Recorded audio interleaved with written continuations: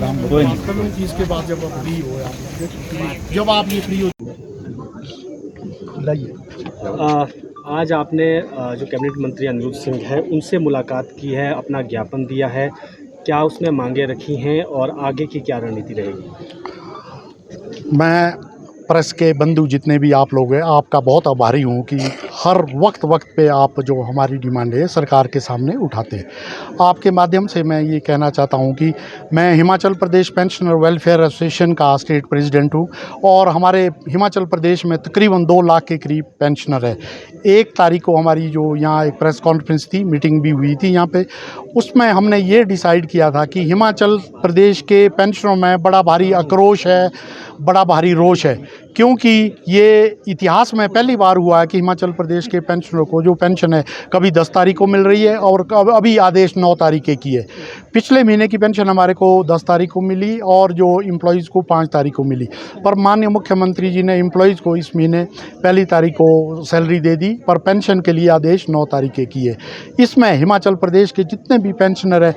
उन्होंने डिसाइड किया है कि हम जितने भी कांग्रेस के एमएलए हैं और जितने भी मंत्री हैं इन सबको ज्ञापन देंगे और उनसे आग्रह करें कि जो भी हमारी पेंशनर की जो मेन डिमांड है, सबसे बड़ी डिमांड हमारी ये है कि पेंशनर के लिए जेसीसी का गठन किया जाए। और उसके बाद दूसरी बड़ी डिमांड है कि 2016 के बाद के जितने भी पेंशनर रिटायर हुए हैं उनका बहुत बड़ा अमाउंट जो है ये गवर्नमेंट के पास पेंडिंग पड़ा है। पे कमीशन जो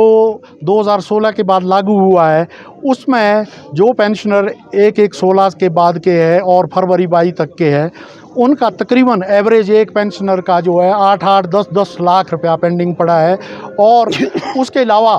पेंशनर का जो ग्रेजुटी का एरियर है, उसके बाद लीव एनकैशमेंट का एरियर है और जो दूसरा ड्यूज़ है वो पेंडिंग है।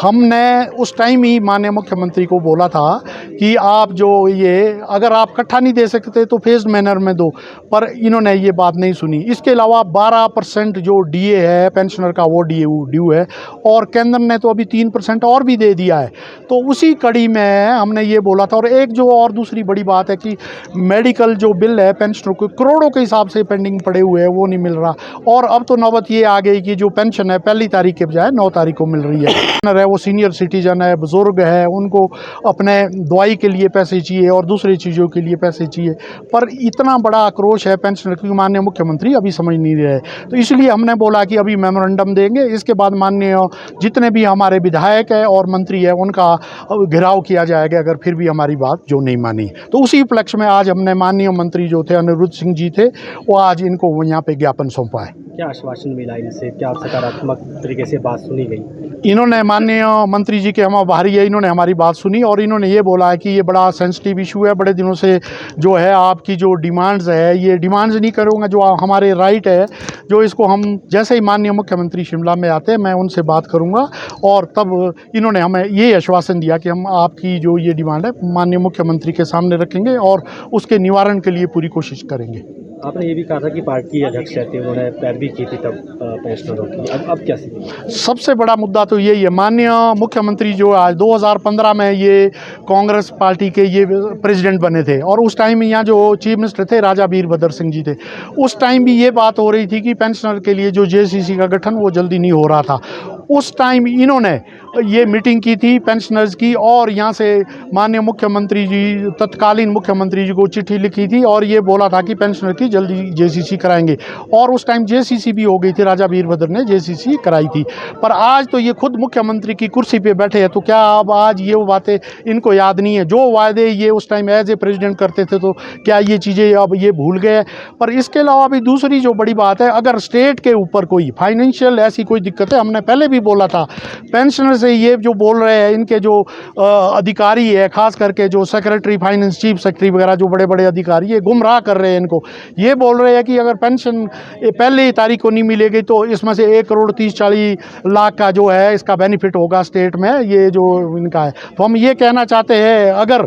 आपको यही लगता है कि जो प्रदेश की जो स्थिति है, आर्थिक स्थिति, वैसे तो आप हर जगह जहाँ भी जाते हैं बोलते हैं और उनके जो अभी 2-3 दिन पहले जो इनके मीडिया एडवाइज़र फिर इन्होंने भी बोला कि स्टेट में कोई ऐसी दिक्कत नहीं है कि कोई फाइनेंस की कमी है या कोई स्टेट के ऊपर आर्थिक संकट है, तो फिर हमारे को पेंशन क्यों नहीं मिल रही? पहली तारीख को 9 तारीख को पेंशन क्यों मिल रही है? अगर फिर भी ये समझते हैं कि हम ये भी देने को तैयार है कि 1,30,00,000 हम दे, पर पहले 2 चीज़ें ये बोले कि एक स्टेट में कोई दिक्कत है पैसे की, और दूसरी बात ये बोले कि आप हमारे को सेव कीजिए। तो हमारे तो जो 2 लाख के करीब पेंशन है, हर महीने 60 रुपये है, हम पहली तारीख को उनको 60 रुपया दे देंगे, पर पेंशन हमारे को पहली तारीख को ही चाहिए।